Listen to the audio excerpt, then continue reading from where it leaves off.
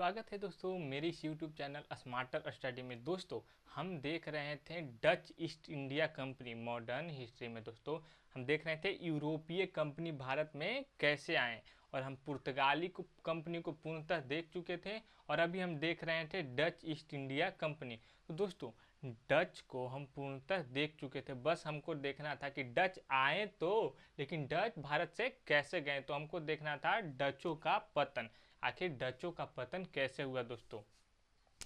तो दोस्तों बात है या 1741 की। कब दोस्तों? 1741 की। त्रावणकोर के राजा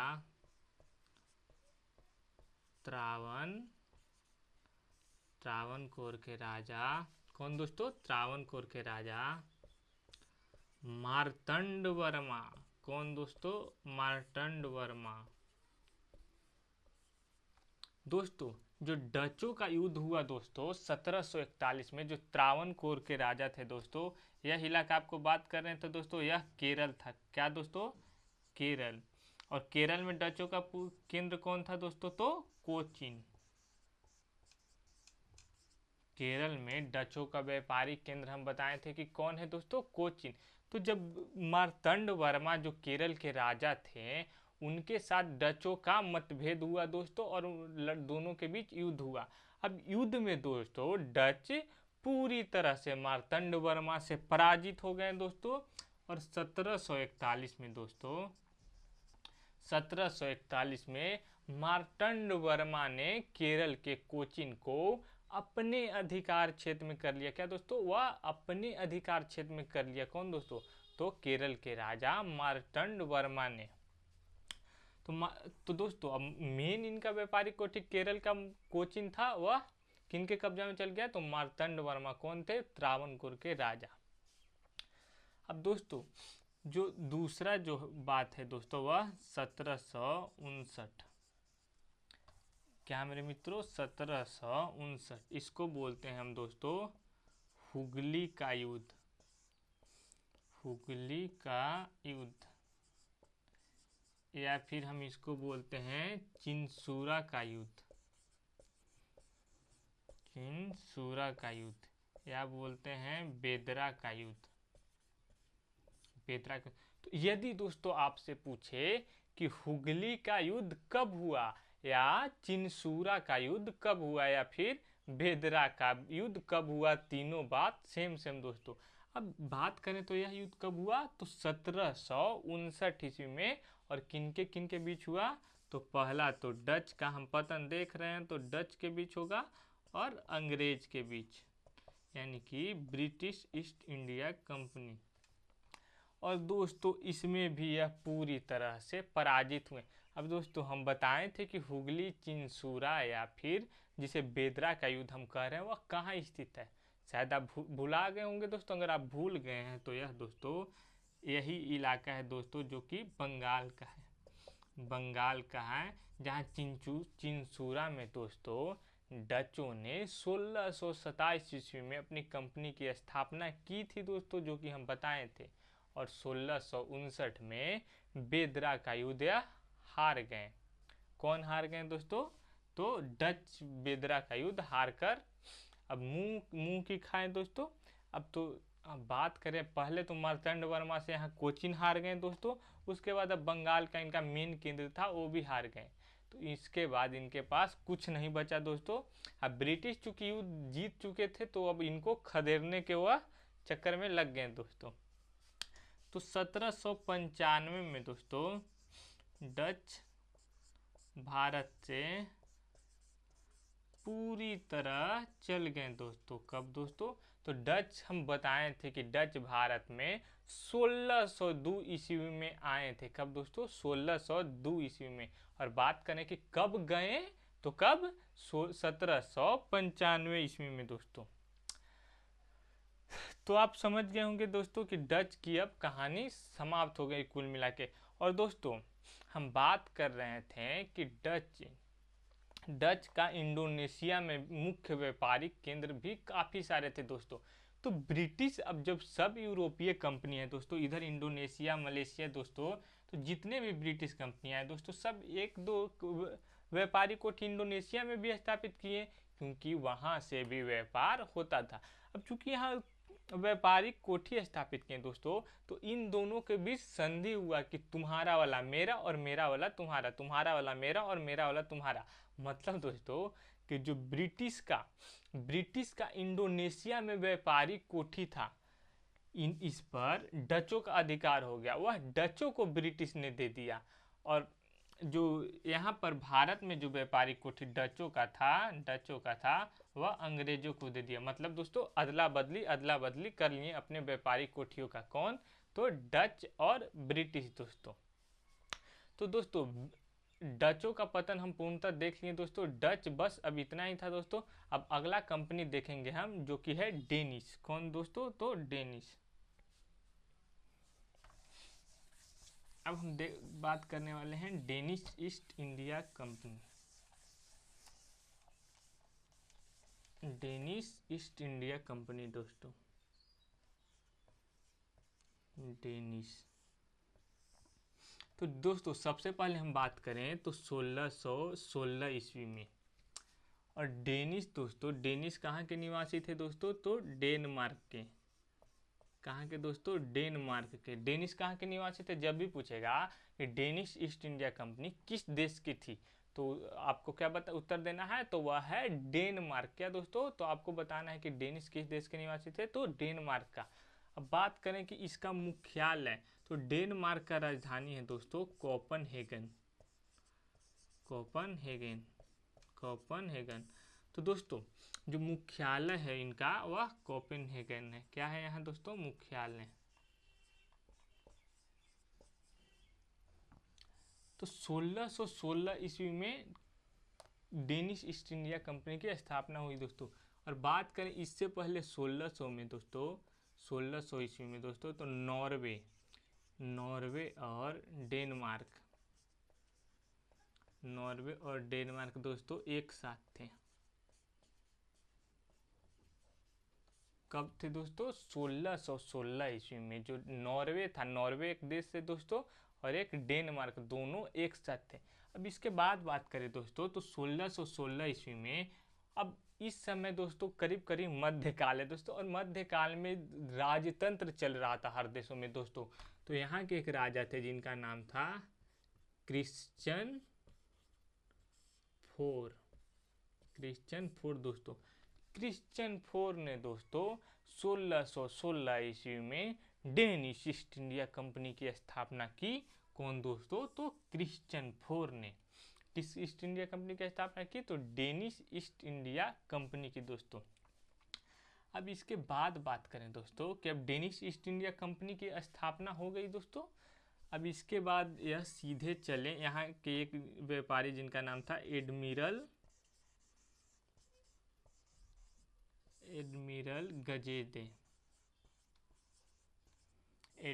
गजेदे। और यह है हमारा प्यारा भारत दोस्तों, यह है हमारा प्यारा भारत। यहाँ पर श्रीलंका है दोस्तों, आपको पता ही होगा दोस्तों, कुछ इंसान को पता होता है या नहीं होता है, लेकिन श्रीलंका के बारे में जरूर पता। तो यूरोपीय कंपनी ऐसे आए दोस्तों डेनिश ईस्ट इंडिया कंपनी, और सबसे पहले वह श्रीलंका में पहुंचे। कौन? इनका नाम था एडमिरल गजेदे। और यह बात है 1619 ईस्वी में।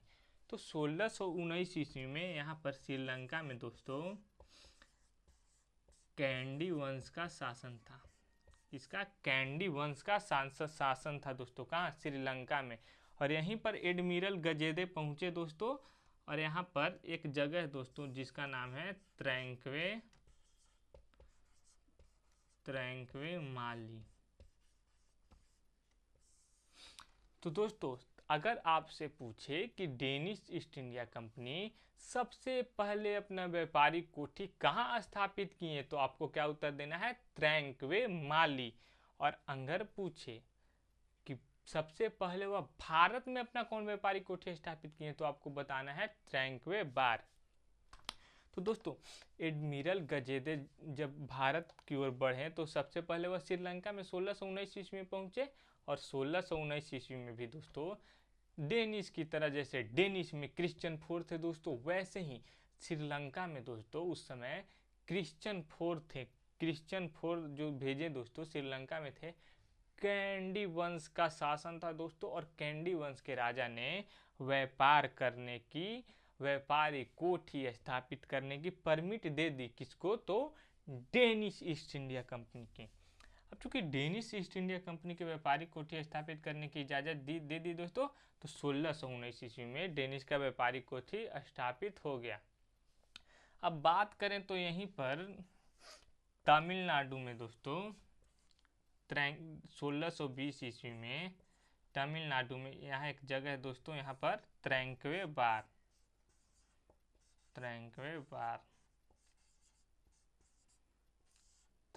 बार दोस्तों।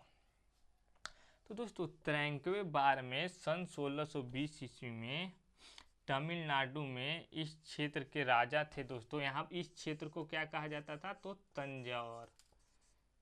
तंजौर या तंजावुर कहा जाता था दोस्तों। तो तंजौर के एक राजा थे जिनका नाम था दोस्तों रघुनाथ नायक।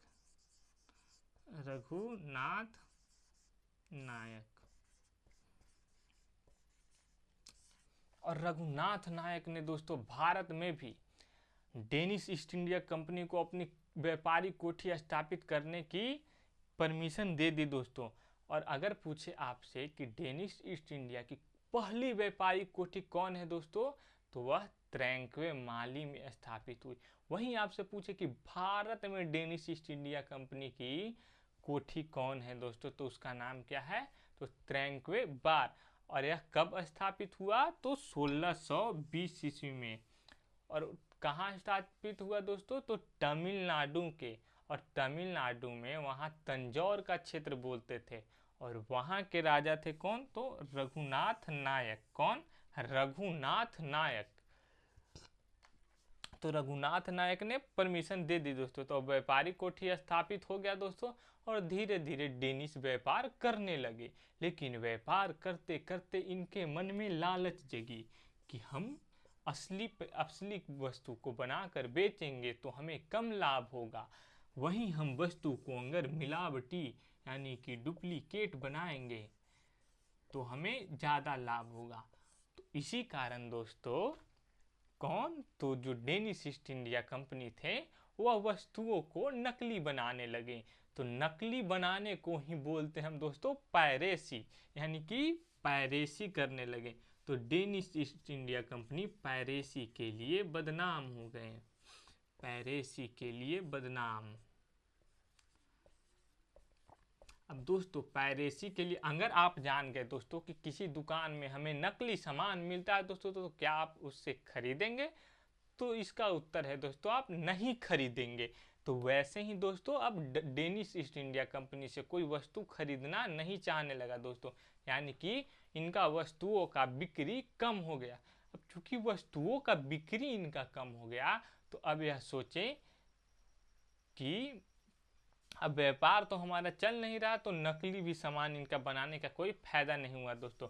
और समय बीतते बीतते दोस्तों 1648 आ गया दोस्तों, और क्रिश्चियन फोर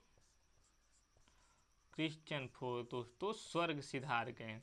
अब क्रिश्चियन फोर कंपनी स्थापित किए थे दोस्तों, तो प्रतिष्ठा में प्राण गंवा रहे थे कि नहीं कंपनी का विकास आज न कल होगा दोस्तों। तो क्रिश्चियन फोर की जैसे ही मृत्यु हुई दोस्तों, राजा बने, तो क्रिश्चियन फोर की मृत्यु हुई दोस्तों। और बात करते हैं दोस्तों तो डेनिश ईस्ट इंडिया कंपनी की किला दोस्तों। अब आपको हर कंपनी की किला याद रखना जरूरी है दोस्तों। तो इनका किला का नाम है दोस्तों, और यह कहाँ स्थापित हुआ था दोस्तों? तो तमिलनाडु के त्रैंक्वे बार में। और इस किला का नाम था दोस्तों डेन्सबर्ग फोर्ट। तो इसको आपको रिलेट करके याद रखना है दोस्तों। जब बोले डेनिश तो डेन्सबर्ग फोर्ट। जब बोलेगा डेनिश, डी फॉर डेनिश और डी फॉर डेन्सबर्ग फोर्ट, तो आपको याद रखना कि डेनिश ईस्ट इंडिया कंपनी का जो कोठी था दोस्तों, यानी कि इनका किला था दोस्तों। फोर्ट मतलब किला होता है, और डी से डेनिश, तो डेनिश का कौन किला था दोस्तों? तो डेन्सबर्ग फोर्ट। कहाँ था दोस्तों? यह था त्रैंक्वे बार में, जो कि भारत के तमिलनाडु में स्थित है। अब बात करें दोस्तों तो 1648 में क्रिश्चियन फोर की मृत्यु हुई तो उनके उत्तराधिकार के रूप में बनकर आए फ्रेडरिक तृतीय। अब फ्रेडरिक तृतीय थोड़ा जवान थे दोस्तों और मॉडर्न थे। अब जब कोई भी कंपनी में घाटा लग रहा है दोस्तों तो हम उस कंपनी को क्यों रखेंगे, तो 1648 ईस्वी में इन्होंने कंपनी को बंद कर दिया दोस्तों और डेनिश ईस्ट इंडिया कंपनी समाप्त हो गया दोस्तों। अब दोस्तों समाप्त हो गया इसका मतलब पूरी तरह से समाप्त नहीं हो गया, यह पूर्णतः वापस आएगा और इसका नया अध्याय शुरू होगा। यह 3 चरणों में होता है दोस्तों, जो कि हम पहला चरण देख लिए दोस्तों। और आज क्या क्या देखें हम, सबसे पहले डचों का पतन देखें, फिर डेनिश ईस्ट इंडिया कंपनी का प्रथम चरण देखें दोस्तों। तो आज के लिए इतना ही दोस्तों, मिलते हैं नेक्स्ट क्लास में डेनिश ईस्ट इंडिया कंपनी को लेकर। जय हिंद दोस्तों।